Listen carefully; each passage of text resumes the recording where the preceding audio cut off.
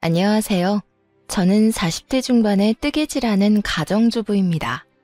평소 작업을 하며 즐겨 듣는 사연 열차에 제 사연이 소개된다고 하니 벌써부터 떨려오는데요. 큰 용기를 내어 사연을 보내니 잘 들어주셨으면 좋겠습니다. 그러면 뜸들이지 않고 시작해 볼게요. 저와 남편은 시댁에서 살고 있었어요. 부끄럽지만 저희가 모시고 산다는 것보단 저희가 얹혀 산다는 말이 맞는 상태였어요. 처음부터 저희가 시댁에 얹혀 산 것은 아니었어요. 신혼 때는 저희도 저희만의 보금자리가 있었고 저 역시 회사 생활을 하고 있었어요. 그런데 남편의 하던 가게가 점점 바빠져 일손이 필요해졌고 전 남편을 돕기 위해 회사를 그만두고 남편의 가게에서 일을 하게 되었어요.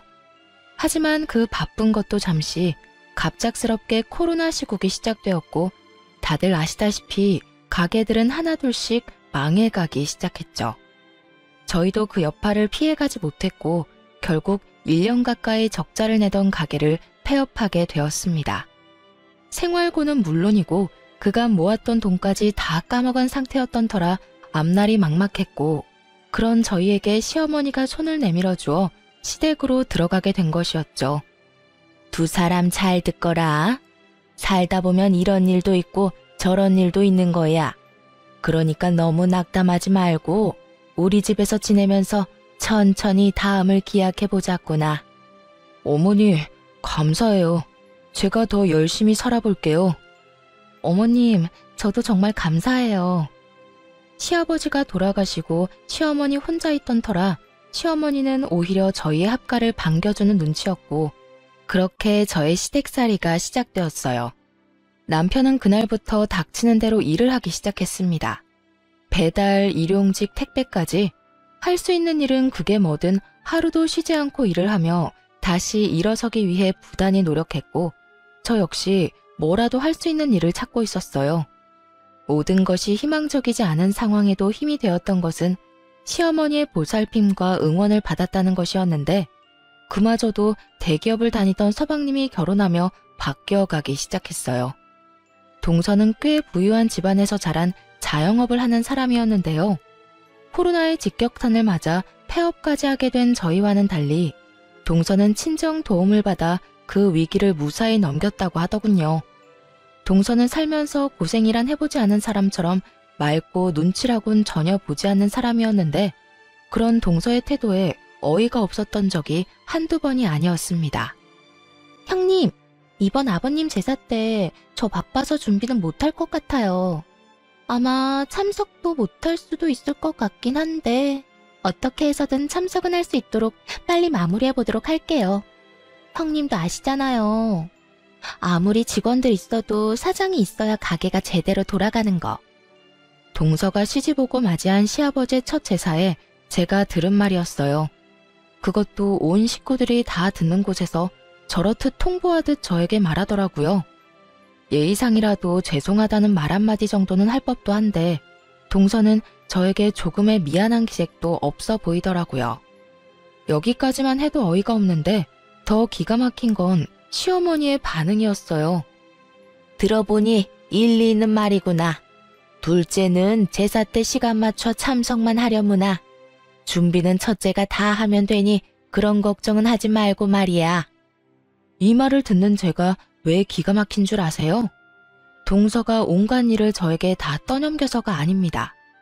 물론 동서의 태도도 어이가 없고 기가 막혔지만 제가 정말 기가 막혔던 건 시어머니의 달라도 너무 다른 태도 때문이었어요. 다른 건 몰라도 시아버지의 제사만큼은 유난히 정성을 쏟았던 시어머니는 제가 시집을 오고 맞이한 시아버지의 첫 제삿날 이런 말을 했었어요. 요즘 너랑 네 남편이랑 하는 가게 바쁜 거 다 안다. 손님이 많아서 알바생을 더 늘린다는 이야기도 들었고 그래도 말이다. 시집오고 처음으로 모시는 네 시아버님 제사인데 네가 와서 하나부터 10까지 준비해야 하지 않겠어? 가게 때문에 신경 쓰이면 가게 문을 하루 닫더라도 꼭 네가 와서 다 준비하거라. 저에겐 이렇게까지 말한 시어머니가 동서에겐 저리도 너그러운 말들을 하고 있으니 제가 기가 막히고도 남지 않겠어요? 그리고 그 뒤로 이어진 두 사람의 대화는 저를 깔보고 있는 동서의 마음을 확신하게 해주었어요. 그런데 요즘도 그렇게 바쁘니? 뉴스 보니 자영업하는 사람들 너도 나도 곡소리 난다고 하던데 너는 그렇지 않아? 네, 저는 나름대로 잘 되고 있어요. 제가 열심히 하는 것도 있긴 하지만 어려울 땐 친정에서 도움을 주시기도 해서 큰 어려움 없이 잘 헤쳐나가고 있어요. 형님 친정도 형평만 좀 좋았다면 그렇게 망하는 일은 없었을 텐데. 아, 그러니까 형님네가 가난하다는 말이 아니라 가게 망하고 시댁에 얹혀 사는 게 안타깝고 속상해서 하는 말이니 너무 기분 나빠하지 마세요, 형님. 이 말을 도대체 어떻게 들으면 기분 나쁘지 않게 들을 수 있는 걸까요? 한동안은 이런 동서의 화법 때문에 마음고생을 참 많이 했습니다. 매번 사람 기분은 상할 대로 다 상하게 만들어 놓고 마지막엔 꼭 제 생각을 해서 그랬다고 하니까요. 하지만 당하는 것도 한두 번이지 가끔 만나는 동서에게 딱 1년 당하고 나니 저도 가만히 당하고만 있을 순 없더라고요. 제가 돈이 없지 자존심이 없는 건 아니었으니까요. 다시 돌아온 시아버지의 제사. 동서는 마찬가지로 참석만 하겠다고 저에게 말을 꺼내왔고 전 시어머니가 또다시 그런 동서를 두둔하고 나서기 전에 재빠르게 동서에게 말을 꺼내기 시작했어요. 네, 조금 바쁘긴 해요. 알바생이 자꾸 바뀌어서 믿고 맡길 수도 없긴 하고요. 아, 그래? 하긴 그렇긴 하겠다. 동선의 가게가 손님은 없어서 일하기는 편한데 사장 성격이 지랄이라서 알바생들이 버티기 힘들다고 소문났더라고. 아, 지랄이라는 말은 내가 아니라 동선에서 알바했던 애들이 알바 후기에 남긴 말 그대로 쓴 거니까 오해하지 마. 시어머니는 제가 집에서 온 집안일을 다 하길 바라면서도 돈은 벌어오길 바랬고 제 경력에 재택근무로 할 수 있는 일은 없었기에 여기저기 일을 알아보고 있었죠. 그러던 중 알바 후기를 보게 되었고 그곳에서 동서의 가게가 알바생들 사이에선 악명 높은 곳이란 걸 알게 되었죠. 동서의 가게는 장사는 버티는 게 용할 정도로 손님이 없어 일은 편하지만 사장인 동서의 갑질이 심하니 다들 그 갑질을 버텨낼 자신이 있으면 가라는 말이 허다하더라고요. 거기에다 마감 시간이 10시인데 6시 이후엔 사장이 오는 일이 거의 없어 마감조 자리가 치열하다는 사실도 알 수 있었고요. 제가 굳이 이런 이야기를 꺼낸 이유를 아시겠나요? 동서는 이때껏 늦은 시간까지 가게엔 있지도 않으면서 가게 핑계를 대며 제사엔 참석도 하지 않았던 것이었어요. 그게 무슨 우리 가게에서 일했던 애들이 그런 말을 했단 말이에요? 사거리 모퉁이의 땡땡 가게가 동서 가게밖에 더 있어? 내가 요즘 소일거리라도 있을까 해서 여기저기 둘러보고 있는데 거기에 알바 경험담으로 동선의 가게가 아주 유명하더라고. 어떤 날은 손님보다 알바생이 더 많은 날도 있다며? 동서는 좋겠다. 그런 식으로 가게 운영하면 무조건 마이너스일 텐데 그래도 형편 좋은 친정에서 다 해결해 주실 거 아니야. 아, 서방님도 도와주시려나? 돈 관리는 동서가 한다고 했었지? 적금은 들고 있어? 매번 올 때마다 가방이 바뀌는 것 같던데. 동서 가게는 매달 적자인데 동서가 번 돈으로 사는 건 아닐 테고 설마 서방님 돈은 다 동서 사치하는 데 쓰는 건 아니지?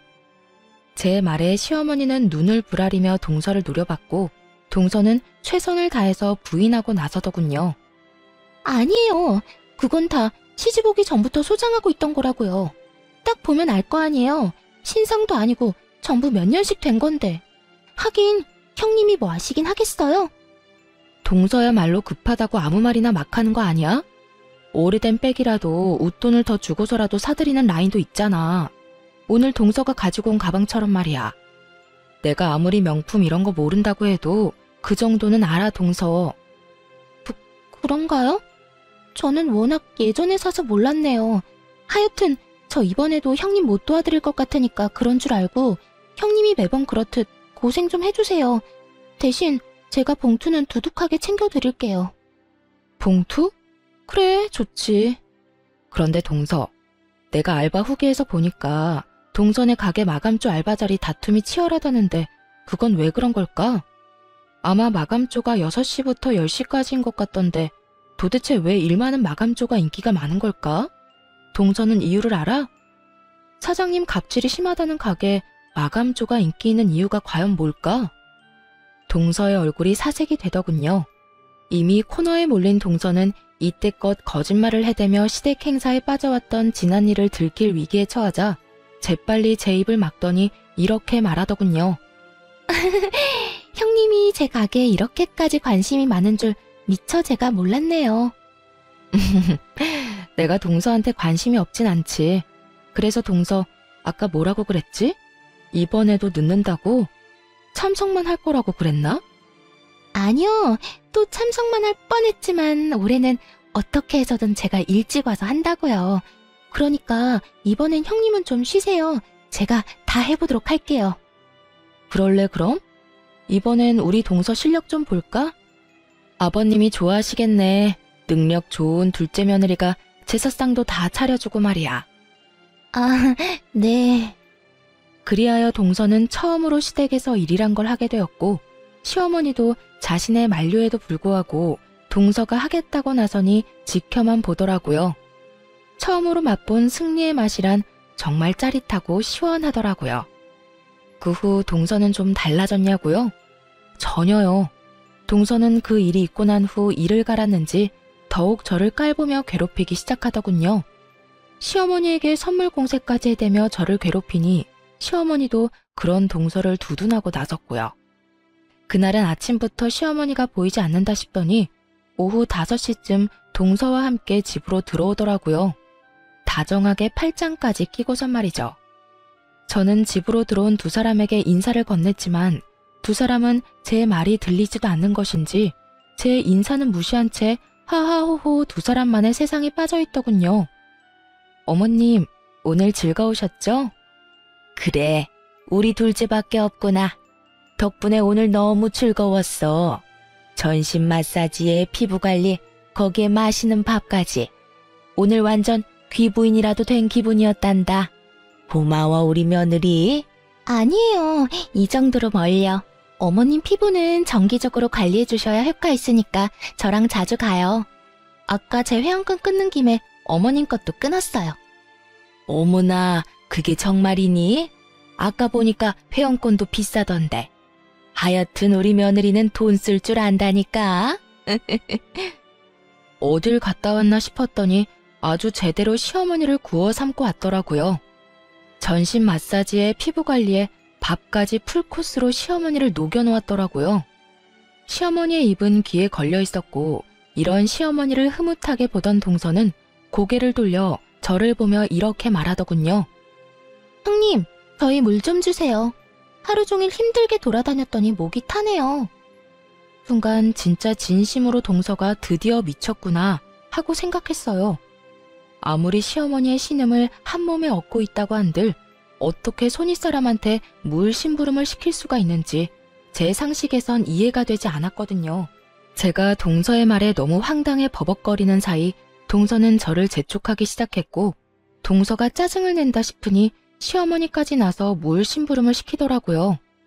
형님, 못 들었어요? 물 좀 달라고요. 물 달란 지가 언젠데 아직 가만히 서 있대? 물 기다리다가 목말라 죽겠네. 그러게, 첫째야, 물 좀 가지고 오라고 하지 않니? 얼른 가서 물 좀 떠오거라. 나도 물 좀 먹어야겠다. 시어머니는 저를 보며 따지듯 말했고 저는 주방으로 가 물 2잔을 떠와 한 잔은 시어머니의 옆에 두고 한 잔은 동서의 손에 주는 척을 하며 동서의 옷에 물을 다 부어버렸습니다. 아이, 차가워. 형님, 이게 뭐 하는 짓이에요? 어머, 실수. 손이 미끄러져서 말이야. 그나저나 다 젖어서 어떻게 한대? 동서 엄청나게 찝찝하겠다. 정말 실수였냐고요? 그럴 리가요. 제가 미쳤다고 저 얄미운 동서 입에 들어갈 물을 떠다 주겠어요? 저는 시어머니의 말이 떨어지자마자 물을 확 부어 버려야겠다고 생각했고 그냥 동서의 머리에 부어버리기엔 너무 티가 날 것 같아 건네주며 일부러 손에서 놓쳐버렸던 거죠. 정말 실수라고 생각하는 시어머니와는 달리 눈치 빠른 동서는 저에게 화를 내며 따지기 시작했어요. 실수? 참나 기가 막혀서. 실수는 무슨. 형님, 일부러 엎은 거 다 티나거든요? 아, 진짜 이게 얼마짜리 옷인데 어떻게 책임질 거예요? 실수라니까. 그리고 커피도 아니고 물이야, 물. 그 옷은 물 쏟으면 옷이 다 녹아내리기라도 해? 그런 것도 아니면서 책임은 무슨 책임? 괜히 오버하면서 괜히 사람 잡지 말고 나한테 이럴 시간에 얼른 집에 가서 옷이나 갈아입어. 아니면 내 옷이라도 줄까? 아니면 어머님 옷이라도 줘? 동서는 제 말에 그저 씩씩거리기만 할 뿐이었어요. 평소 온몸에 명품을 감고 사는 동서인데 제 옷이나 시어머니 옷을 입고 싶지는 않았을 것이고 그저 씩씩거리던 동서는 젖은 채로 집에 간다며 신경질적으로 시댁을 나서더군요. 그런 저를 보며 시어머니는 혀끝을 찼고요. 그러거나 말거나 저는 참 통쾌했습니다. 하지만 그날 이후 시어머니는 본격적으로 동서 편만 들기 시작했고 처음엔 동서가 오는 날에만 스트레스를 받았는데 시간이 지날수록 동서가 오지 않는 날에도 스트레스가 쌓여갔어요. 우리 둘째는 정말 싹싹하지 않니? 이번엔 글쎄 내 화장품까지 싹 다 바꿔주더라니까. 내 나이엔 고급 라인을 써줘야 한다고 말이야. 통도 얼마나 큰지 내가 아주 우리 둘째 며느리 때문에 호강한다니까. 그러게요. 어머님 좋으시겠어요. 좋다마다. 내가 며느리 덕에 이런 호강을 다 누리게 될 줄은 몰랐는데 내 아들이 다른 건 몰라도 장가 하나는 정말 끝내주게 잘 갔지. 그렇고 말고. 역시 내 아들이야. 시어머니는 동서가 없는 곳에도 말끝마다 동서 타령을 하기 시작한 것도 모자라 제가 정말 식모라도 되는 줄 아는지 무리한 요구까지 하기 시작하더라고요. 얘 첫째야, 너 반찬 좀 만들거라. 네? 냉장고에 어제 만든 반찬 많은데 혹시 드시고 싶으신 게 있으세요? 아니, 반찬 좀 해서 둘째네 가져다 주려고 그러지. 그저께 만났는데 소갈비찜 먹고 싶다고 하더라. 그러니까 갈비찜은 꼭 하고 고기도 좋은 거 사서 해. 몇 푼 아낀다고 질 떨어지는 거 사지 말고. 그거랑 밑반찬 한 5가지 하면 며칠은 먹지 않겠어? 다 떨어질만 하면 또 해서 가져다 줘. 해도 너무한다 싶었어요. 부탁하는 것도 아닌 명령조로 말하다니. 시어머니가 저를 고작해야 식모쯤으로 여긴다는 걸 깨달았고 전 그런 취급까지 받으며 살고 싶진 않았습니다. 그래서 할 말은 다 하기로 했죠. 싫어요, 어머님. 제가 왜 동선의 냉장고 사정까지 신경 써줘야 해요? 동서가 바빠서요? 어머님은 동선의 가게 가보지도 않으셨어요? 거기 파리만 날려요.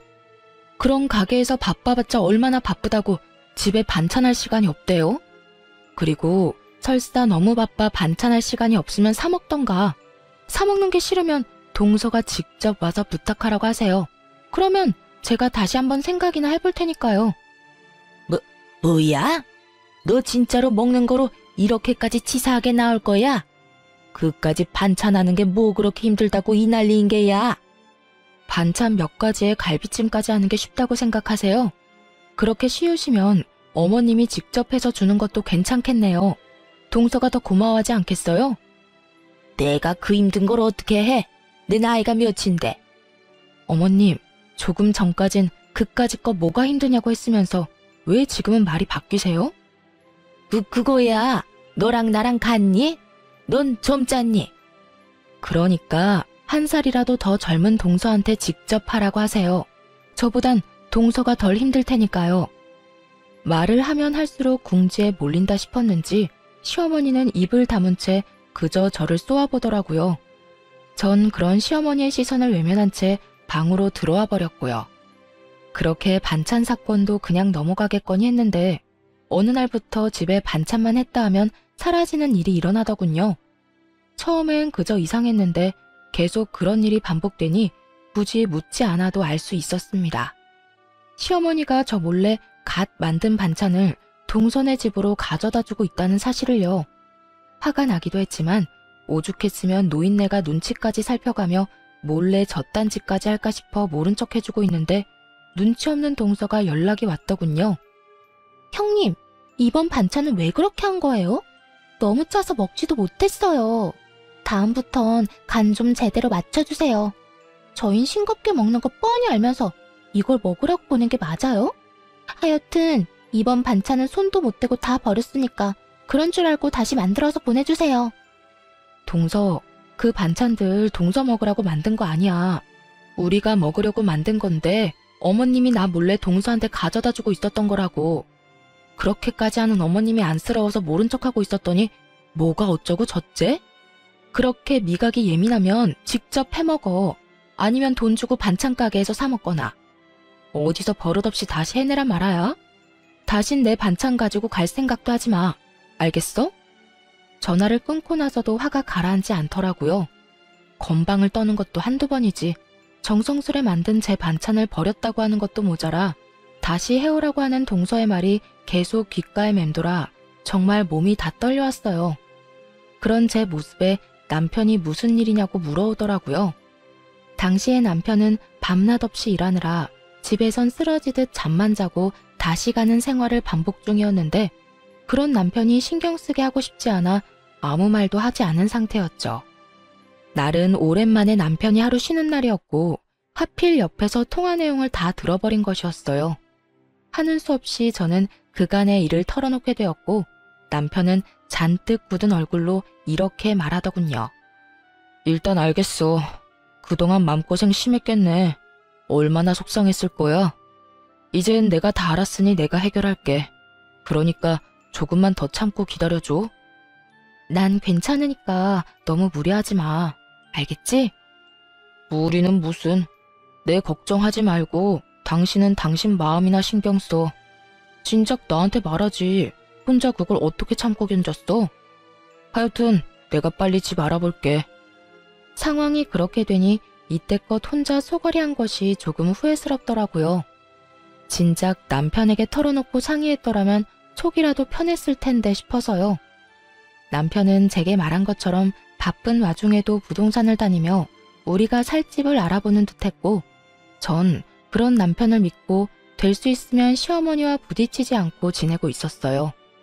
그러던 어느 날 한동안 시댁에 잘 오지 않던 동서가 집으로 오더라고요. 동서는 집에 오자마자 저에게 건방진 묵례만 하고선 시어머니를 데리고 방으로 들어가 버리더군요. 그런 동서를 보며 또 무슨 일로 저러나 싶었는데 그 이유가 며칠 뒤에 밝혀졌습니다. 동서가 다녀가고 며칠 뒤 시어머니는 일을 끝내고 온 남편과 저를 불러 앉히고선 이야기를 꺼내기 시작했어요. 두 사람한테 미안한데 이제 이 집에서 나가서 살았으면 좋겠구나. 갑작스러워도 너무 갑작스러운 시어머니의 통보에 남편과 저는 당황스러웠어요. 물론 저희도 분가를 위해 집을 알아보고 있긴 했었지만 이런 식으로 갑자기 분가를 하게 될 거라고는 생각하지 못했던 터라 더욱 그랬죠. 남편은 최대한 진정시킨 목소리로 시어머니에게 물었어요.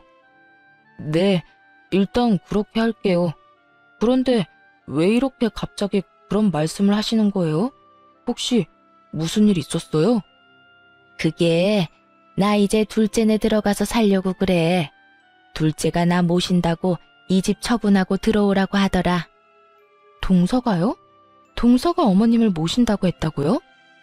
그래, 둘째가 이제 자기 집에 들어와서 살라고 하더구나. 넓고 좋은 집에서 호강시켜준다고 하더구나. 내가 이 집에서 너희랑 산다고 해서 나한테 남는 게 있는 것도 없고 둘째가 그렇게 말할 때 이 집 처분하고 들어가려고 해. 동서와 둘이 무슨 이야기를 나누었나 했더니 이거였더라고요. 시어머니는 이미 부동산에 집까지 내놨다고 했고 전 이 모든 상황이 의심스러웠어요. 제가 아는 동서는 저를 골탕 먹이기 위해 시어머니에게 잘하는 것뿐 시어머니를 모시고 싶어 할 위인이 아니었거든요. 제사 모시는 것, 명절 지내는 것, 하물며 시어머니 생신도 챙기기 싫어 이런 핑계 저런 핑계를 대가며 겨우 얼굴만 비치고 선물 공세만 펼치던 동서가 시어머니 호강을 위해 시어머니를 모신다? 그건 정말 말도 안 되는 것이었죠. 하지만 이런 제 생각과는 달리 시어머니는 동서의 말을 찰떡같이 믿는 듯했고 저와 남편에게 언제까지 나갈 거냐고 묻더라고요. 그래서 하는 말인데 하루라도 빨리 집에서 나가줬으면 좋겠구나. 너희 나가고 나면 나도 짐 정리 다 해서 바로 둘째네로 들어갈 거니? 대략 언제쯤이면 나갈 수 있겠니? 내일 부동산 가보고 적당한 집 있으면 바로 이사할 테니 걱정하지 말고 짐 정리 시작하세요. 그런데 어머니, 혹시 집 처분한 돈은 어떻게 하실 건가요? 혹시 재수 씨 주는 건 아니죠? 남편의 말을 듣는데 설마 싶더라고요. 그러면서도 드는 생각이 어쩌면 그럴 수도 있겠다 싶더군요. 그날 동서와 시어머니는 방에서 꽤 긴 시간 동안 이야기를 나누었고 중간중간 시어머니의 놀란 소리나 탄성 소리 등이 들려왔었거든요. 하나둘 퍼즐이 맞춰가는 순간 시어머니는 말까지 더듬으며 일단 부인을 하고 나서더군요. 뭐라고? 내가 그 돈을 왜 둘째를 줘? 내가 따로 가지고 있을 거니 내 돈 걱정은 하지 말고 너희나 걱정해. 혹시 나한테 돈 내놓으라고 하려고 그러니? 혹시나 하는 말인데 그 돈 내 노후 자금이다. 절대 못 내주니 너희 살 길은 너희가 알아서 찾거라. 그럴 생각도 없어요. 저희도 저희가 살 집 구할 능력 정도는 충분히 되는데 왜 어머니 돈을 욕심내겠어요? 그저 걱정되어서 그랬어요. 걱정? 무슨 걱정? 혹시나 그 돈 재수 씨한테 투자했다가 잘못되기라도 하면 가족도 잃고 돈도 잃을 수 있으니 조심하시라고 말해주려고 했죠. 설사 그런 일이 있더라도 내 돈이니 너는 상관하지 말거라. 자꾸 돈 이야기 꺼내면 내 입장에선 네가 내 돈 노린다고 생각할 수밖에 없어. 그러니까 그만해. 그런 거 아니라고 방금도 말했잖아요.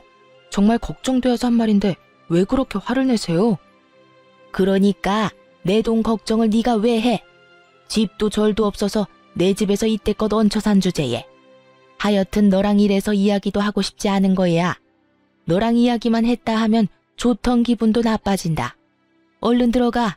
이사 갈 날 정해지면 말해주고. 저 역시 마찬가지예요. 예전부터 늘 이런 식이었어요. 대기업 다니는 둘째만 아들 취급하시고 제 말은 늘 무시하고. 그래도 저희 힘들 때 흔쾌히 들어와 살라고 해주셔서 이제 저한테도 마음의 문을 열었나 했더니 그것도 제 착각이었나 보네요. 어머니 말대로 앞으로는 어머님 일에 아무 상관도 하지 않을 테니 나중에 후회하지 마세요. 감정이 많이 상한 남편은 방으로 들어가 버렸고 저 역시 남편을 따라 방으로 들어갔죠. 방에서 저희가 대화를 나눠본 결과 시어머니는 동서에게 돈을 주는 것이 거의 확실해 보였죠. 하지만 저희가 말을 더 꺼내봤자 재산 노리고 그런다며 괜한 오해나 받을 것 같았고 우리 나름대로 충분히 위험성을 설명했으니 나머지는 시어머니가 알아서 판단할 거라 생각하기로 했습니다. 그 후 저흰 적당한 집을 구해 서둘러 이사를 나왔고 저희가 나오자마자 시어머니 역시 집을 처분해 동선에 들어가게 되었습니다. 그렇게 다시 시작하게 된 둘만의 생활이 참 좋더라고요. 비록 전셋집이지만 내 집 꾸미는 재미도 있고 살림 사는 것도 훨씬 수월했어요. 무엇보다 좋았던 건 저도 제 일을 알아볼 수 있다는 것이었어요. 이제 그저 집에서 시어머니의 뒷바라지만 할 일도 없고 대출을 내고 전세로 얻은 집이라 남편의 짐을 덜어주기 위해 저도 일을 구해보기로 한 것이었죠. 하지만 제 의지와는 달리 현실은 냉정했어요. 오랜 경력 단절에 언제 임산부가 되어버릴지 모르는 기혼자의 취업은 생각보다 더 쉽지 않았고 운이 좋게 면접까지 가게 되더라도 떨어지기 일쑤였어요. 그러는 와중 시어머니에게서 연락이 와 동선회로 좀 오라고 했고 마침 남편도 쉬던 터라 함께 동선회로 가게 되었습니다. 어머님, 저희 왔어요. 동서, 우리 왔어. 응, 왔니? 형님 왔어요? 편한 데 앉으세요. 동서와 시어머니는 소파에 편히 앉아있더라고요. 저희가 왔는데도 불구하고 시어머니는 물론이고 동서까지 엉덩이 한 번을 떼지 않더라고요. 저희는 동서의 말대로 보이는 곳에 자리를 잡고 앉으려고 했고 그 순간 저를 향해 손을 뻗은 시어머니가 이렇게 말하더군요. 앉긴 뭘 앉아? 너 청소 좀 해라. 너도 알다시피 내가 먼지에 예민하지 않니? 둘째가 요즘 가게가 바빠서 청소를 못해서 그런지 내가 요즘 컨디션이 너무 안 좋아. 처음엔 제가 무슨 말을 들은 건가 했어요.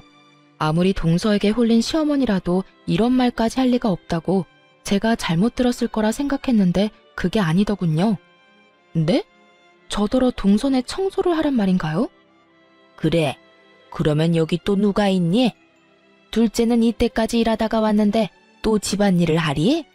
넌 집에서 아무것도 하는 것 없이 노니까 힘이 남아돌 것 아니니? 그리고 너 청소 깨끗하게 잘하잖아. 그렇게 서 있지 말고 얼른 청소 좀 해. 이건 해도 해도 너무하는 행동이다 싶었어요. 제가 시어머니와 함께 살 때는 시어머니 집을 청소하는 것이야 당연하지만 시어머니가 산다고 해서 제가 동서집을 청소하는 건 당연한 것이 아니잖아요. 하지만 시어머니는 당연하다는 듯 저에게 집안일을 시키고 있었고 전 그런 시어머니에게 싫다고 하며 따지고 들었어요. 싫어요. 여기 동서집인데 제가 왜 청소해야 해요? 제가 힘이 남아 돈다고요? 제가 청소를 잘해서 그렇다고요? 어머님, 제가 설사 힘이 남아 돌고 청소를 엄청나게 잘한다고 해도 동서집은 절대로 청소할 맘 없으니까 정 집이 더러워서 힘들면 돈 주고 청소업체 부르세요. 동서, 돈도 많은데 청소업체 좀 불러드려. 괜히 이딴 일로 사람 오라가라 하지 말고. 동서도 참 생각이 없다. 어머님이 이런 말도 안 되는 생각으로 날 부르는 거 알았으면 동서라도 말렸어야지 뭐 했어? 아님 동서가 부추겼어? 형님은 오라고 하면 올 테니까 오거든 청소나 시키세요 하고 동서가 부추겼냐고. 저는 한 번에 두 사람에게 질책을 쏟아냈고 동서는 전곡을 찔려 얼굴만 붉힌 채 아무 말도 하지 못하고 있었고 시어머니가 나서 저에게 화를 내더군요. 너 무슨 말을 그따위로 하는 거야? 왜 꾸준 둘째를 잡아? 내가 불렀고 나 혼자 청소시킨 거니 둘째한테 뭐라고 하지 마라. 그리고 시부모 있는 집이 시댁인 거지 어딘 내 앞에서 훈육질이야? 넌 그냥 내가 하라고 하면 되는 거야. 그러니까 잔말 말고 청소나 해. 어디 능력도 없어 제대로 된 일자리 하나 없는 게 누구 보고 생각이 있다 없다를 논해? 자기 분수를 알아야지. 참 할 말이 없더군요. 아니, 정확히는 떠오르는 말이 욕뿐이라 마땅한 말을 고를 수가 없는 상태였어요. 그렇게 열심히 할 수 있는 말을 골라내는 사이 남편이 화가 단단히 났는지 시어머니에게 화를 내며 따지고 들더군요. 어머니, 이 사람한테 그딴 식으로 말하지 마세요. 이 사람 저만 안 만났으면 멀쩡히 회사 생활 잘하면서 남들처럼 떵떵거리면서 살았을 거라고요. 저 돕는다고 회사 그만두고 가게 하다가 잘못돼서 이렇게 돼버린 것도 미안한데 어머니까지 그렇게 말해야 하겠어요? 남편은 시어머니의 언행을 지적하며 저를 감싸주기 시작했고 그런 남편의 태도에 시어머니는 어이가 없다는 듯 삿대질까지 하며 언성을 높이기 시작했어요. 아니 이 녀석이 지금 누구한테 소리를 질러대는 거야? 내가 네 부모다. 내가 널 낳아준 엄마라고. 그런데 감히 내 앞에서 네 마누라 편이나 든다고 나한테 소리를 질러? 오죽했으면 이러겠어요. 사람 무시해도 정도가 있지. 어떻게 손 아래 사람 집 청소를 시킬 수가 있어요. 앞으로 이런 일론 연락도 하지 마세요. 아니 앞으로는 어머니가 사랑하는 둘째 아들, 둘째 며느리랑만 사세요. 괜히 밉고 싫은 저희한테 연락하지 말고요. 뭐야? 너 지금 연이라도 끊자 이 말이야? 그렇게 받아들이셨다면 그렇게 해도 되고요. 어차피 저한테나 이 사람한테나 관심도 애정도 없잖아요. 남편은 시어머니의 눈을 똑바로 바라보며 말했고 그런 남편을 보던 시어머니는 피식거리며 콧방귀를 뀌더니 남편의 말에 한술 더 보태 말하기 시작하더라고요. 그래? 그러면 그렇게 하자. 너 앞으로 나한테 연락도 하지 말거라. 살다가 힘들어도 나한테 연락하지 마라. 난 이제 너 같은 아들 없다. 내가 죽었다고 해도 장례식장에도 오지 말거라. 홧김에 하는 말 아니니 오해 같은 거 하지도 말고 아예 부모 없다고 생각하고 살아. 그렇게까지 말해주니 마음이 한결 가볍네요. 그러면 잘 사시고 건강하세요. 남편과 저는 집으로 돌아왔고 그 뒤론 시댁 식구들과 연락도 하지 않고 살았어요. 여전히 전 취업을 위해 열심히 노력하고 있었지만 역시나 취업은 되지 않았고 여러 가지 고민하던 중 제가 시간 날 때마다 만든 뜨개질 제품을 온라인에 팔기 시작했습니다. 그러면서도 일자리는 계속 찾고 있었는데 잊고 지냈던 동네 어플에서 동서 가게 이야기를 또 보게 되었어요. 그건 다름 아닌 동서의 가게가 결국 망해버렸다는 글이었는데 무슨 일인지는 모르나 가게로 빚쟁이들이 찾아오고 한바탕 난리가 났었다고 하더라고요. 여보, 동서 가게 망했나 봐. 나 요즘 일자리 찾아본다고 어플 찾아보는데 거기에 알바 후기가 있거든? 거기에 동서 가게에서 일하던 직원이 후기 썼는데 거기 망해서 빚쟁이들까지 찾아왔다나 봐. 이게 다 무슨 일이야? 그러게. 빚쟁이까지 왔다는 거 보면 상황이 심각하다는 건데 어쩌다 그렇게까지 된 거지? 그러니까 어머님 돈도 동서 다 줬을 텐데 그 돈도 다 날린 거 아니야? 동선에는 그렇다 쳐도 어머님은 어떻게 해? 그런 걱정을 왜 해? 알아서 하겠지. 당신 혹시나 어머니한테 연락이 와도 연락 딱 끊어? 괜히 약한 모습 보이지 말란 말이야. 전 알겠다고 했고 남편의 예상대로 시어머니에게서 연락이 오더라고요. 1년 만에 연락이 와서 당당하게 꺼낸 시어머니의 말은 정말 가관이었습니다. 부모 영 끊고 잘 살고 있니? 어머님, 모르는 사람이 들으면 저희가 일방적으로 영 끊어낸 줄 알겠어요. 장례식장에도 오지 말라고 하면서 딱 잘라낸 건 어머님이잖아요. 그땐 하늘이 두 쪽이 나도 연락 한 통 없을 것처럼 모지게 굴더니 웬일이세요? 다름이 아니라 내가 돈이 좀 필요해서 연락했다. 집 처분한 돈은 다 어쩌고 돈이 급하신데요? 그 돈이 자유로웠으면 내가 너한테 이런 연락을 했겠니? 그 돈은 다 투자를 해서 뺄 수도 없는 상황이야. 그러니까 너희 이때까지 모은 돈 나한테 좀 빌려주고 내가 투자금 회수하는 대로 이자까지 쳐서 돌려줄 테니 지금 바로 입금할 수 있겠니? 제가 시어머니에게 빚진 것도 아닌데 마치 빌려준 돈 받아가는 사람처럼 당당하더라고요. 그런 시어머니에게 잠시나마 안쓰러운 감정을 느꼈던 제가 얼마나 한심했나 모릅니다. 전 더는 시어머니가 저를 이딴 식으로 대할 수 없게 좀 더 단호하게 말하기로 했어요. 저희 그런 돈 없어요. 뭐야? 너흰 도대체 뭐하고 살길래 그까지 돈 몇 천만 원이 없는 게야? 하긴 가장은 변변한 직장도 없이 일용직이나 하고 다니고 능력 없는 마누라는 집에서 밥이나 축내고 있으니 그런 돈이 있을 리가 없겠지. 혹시나 했던 내가 바보였어. 그나저나 넌 언제까지 그렇게 놀고 먹을 거니? 정 안 되면 너도 일용직이라도 나가서 한 푼이라도 더 벌어봐. 그렇게 살아서 어디 살림이라도 나아지겠니? 시어머니는 저를 깔아뭉개는 많은 말들을 서슴없이 쏟아내고 있었고 저 역시 시어머니의 말을 들으며 분노가 폭발하고야 말았습니다. 어머님, 제가 그까짓 몇 천만 원이 없는 게 아니라 어머님을 빌려줄 그런 돈이 없다는 말이었어요. 뭐야? 너 지금 이 시험이 놀리는 게야? 너 지금 나랑 말장난해? 제가 왜 어머님이랑 장난 같은 걸 하겠어요. 시간 남아도는 것도 아닌데요.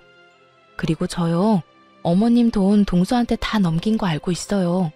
거기에다 그 돈까지 투자한 동서 가게 확 망해버린 것도 알고 있고요. 시어머니는 당황하기는커녕 더욱 당당하게 돈을 요구하더라고요. 차라리 제가 다 알았다는 것이 다행이라는 듯이 말이죠. 그래? 다 안다니 이야기가 더 쉽겠네. 오히려 더 잘 됐어. 너도 알다시피 둘째내가 요즘 좀 어렵다. 그래서 나도 어려워졌고. 부모가 이렇게 힘든 상황이면 자식인 너희가 날 도와야 하지 않겠니? 다른 때는 몰라도 힘들 때 가족이 돕지 않으면 누가 도와주겠어? 너희 힘들 때도 내가 도와주지 않았니? 그러니까 당장 있는 돈 다 보내거라. 참 당황스럽기도 화가 나기도 하더라고요. 시어머니가 저희가 힘들 때 선뜻 합가를 권해주신 건 사실입니다. 그 마음은 지금까지도 감사하게 생각하고 있고요. 그런데 저희는 그 힘든 형편에도 시어머니가 원하던 과한 월세와 함께 두 사람 몫의 생활비까지 다 들이며 살았어요. 결코 그저 얹혀 산 것이 아니었어요. 거기에다 집안 살림부터 시작해서 시어머니의 식모 노릇을 하며 살았으니 저흰 할 만큼 했다는 생각을 합니다. 이런 사실을 시어머니는 까맣게 잊은 듯 하길래 전 시어머니에게 저희가 그저 얹혀 산 것이 아니란 걸 말해주었어요. 어머님, 그때 도와주신 건 지금도 감사하게 생각하고 있어요. 그런데 어머님, 저희 매달 월세 생활비도 빠지지 않고 드렸고 지난 몇 년 동안 제가 그 집에서 식모살이 한 것만으로도 은혜는 다 갚았다고 생각해요. 그러니까 그때 일 여기에 갖다 붙이지 마세요. 전혀 다른 문제니까요. 그리고 그렇게 도움이 필요하면 저 말고 동서한테 말하세요. 돈은 동서한테 다 쓰고 도움은 저한테 받으려고 하지 말고요. 제 말에 시어머니는 노발대발 화를 내며 상처가 될 말을 고르고 골라 모진 말을 쏟아대더라고요. 하지만 그런 말로 더는 상처를 받지도 않았고 무엇보다 당하고만 있을 저도 아니었죠. 너 진짜 이렇게 나올 거야? 둘째네 상황 뻔히 안다는 애가 그런 말을 하고 싶어? 둘째가 나를 도울 상황이 됐으면 내가 너한테 이딴 전화나 하고 있겠어? 생각이 짧은 거니 아니면 그냥 머리 자체가 나쁜 거니? 그러는 어머님은요? 생각이 짧은 거예요? 아니면 머리가 나쁜 거세요? 아니, 두 가지 다 일려나? 저한테 어떻게 했고 남편한테 무슨 말까지 했는지 아직까지 기억에 생생한데 저희가 도와줄 거라 생각했어요? 이렇게 저한테 전화해서 화내도 제 주머니에서 10원 한 푼 나오지 않을 테니까 그런 줄 알고 다신 연락하지 마세요. 전 그대로 전화를 끊어버렸고 시어머니의 전화를 받지 않았어요. 알아보니 동서의 친정이 망해버렸다고 하더라고요. 동서가 시어머니를 자신의 집으로 데리고 갈 땐 이미 친정은 망해가고 있었고 동서는 다들 예상하다시피 시어머니의 재산을 탐내고 데리고 간 것이 맞았단 것이었죠. 동서의 술수에 속아 넘어간 시어머니는 집을 처분한 돈뿐만 아니라 품고 있던 돈까지 다 동서에게 넘겨버렸고 그 돈으로 동서는 가게에서 나는 적자를 막았던 것이었고요. 친정도 망한 와중에 시어머니의 돈까지 끌어다 썼으면 그제라도 정신을 차리고 열심히 살아야 할 동서는 그저 사치를 부리며 살았다고 하더라고요. 거기에다 가게 운영 부족은 여전했으니 1년 동안 버티고 버티던 가게는 폭삭 망해버린 것이었던 것입니다. 시어머니가 제게 연락을 해 돈을 빌려달라 했을 땐 이미 동서 내외는 이혼 소송 중이었고 시어머니는 그 집에서 쫓겨나 혼자 월세살이를 할 때라는 걸 알 수 있었어요. 그런 와중에도 저에게 자존심을 세우느라 월세방 사는 자신의 불쌍한 처지는 한마디도 하지 않고 끝까지 당당한 태도로 저에게 돈을 뜯어가려고 했던 것이었죠. 애초에 갚을 마음도 능력도 되지 않으면서 말이죠. 저는 이런 모든 사실을 남편에게 알려주었어요. 여보, 요즘 어머님 월세살이 한다고 하더라. 동서 가게만 망한 게 아니라 친정까지 망해서 빚쟁이들한테 쫓기다시피 한다나 봐. 터방님은 이혼 소송 중이고 그래서 나한테 돈 빌려달라고 했나 봐. 당신 어머님 저대로 둬도 괜찮겠어? 안 괜찮을 건 뭐 있어? 어머니 한 말 잊었어? 본인 장례식장에도 오지 말라고 했잖아. 나 어머니한테 남은 정도 없고 감정도 없어. 어머니가 월세살이를 하든 길바닥에 나 앉았든 나하고는 상관없는 일이라고 생각하면서 살 거야. 그런 일은 없겠지만 혹시나 이제 와서 어머니가 잘못했다고 싹싹 빌어도 받아줄 생각 없으니까 당신도 그렇게 알고. 더는 그쪽으로 신경 쓰지 마. 알겠어. 난 다 상관없는데 혹시나 당신 마음 안 좋은데 괜히 나 때문에 이러지도 저러지도 못하나 싶어서 물어본 거야. 다 알아, 당신 마음. 그런데 있잖아, 여보. 나는 어머니보다 당신이 더 중요해. 어머니가 당신한테 그렇게 함부로 대하고 상처 주는 거 2번 다신 보고 싶지 않아. 그러니까 어머님 신경 이제 쓰지 말고 우린 우리끼리 잘 살자. 전 알겠다고 했고 그 후론 그쪽으론 신경 안 쓰고 살았던 것 같아요.